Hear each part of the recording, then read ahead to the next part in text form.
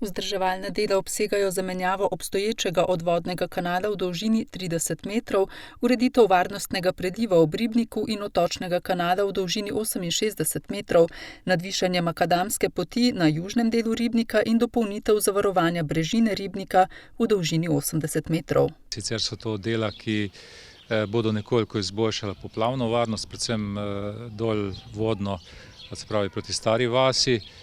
Hkrati se bodo nekatere zadeve, ki so že dolga leta v takšnem nespremenjenem stanju, nekoliko obnovile, da bo celotno okolje izgledalo lepše. V sklopu teh del je predvideno še čiščenje samega ribnika. Sama dela naj bi trajala približno 3 mesece, nekje v sredini ali proti koncu julija letošnjega leta naj bi potem ta dela tudi dokončala, medtem ko samo čiščenje mulja pa naj bi se izvedlo v jesenskem času.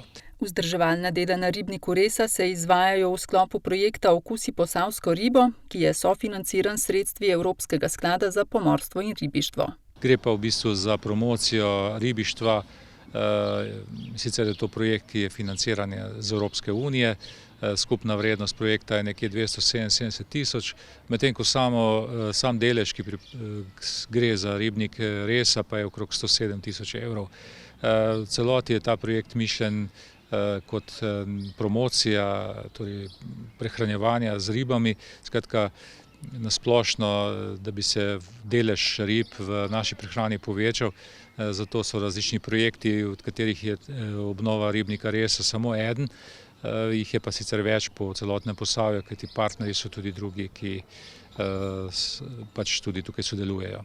Trenutno potekajo pripravljalna dela. Pred pričetkom gradbenih del bo na mestih, kjer poteka promet pešcev, kolesarjev in motornih vozil, gradbišče zavarovano z zaščitno ograjo, zato bo gibanje občanov na območju ribnika Resa do predvidoma konca julija delno omejeno. Občane zato prosijo, da upoštevajo postavljeno signalizacijo.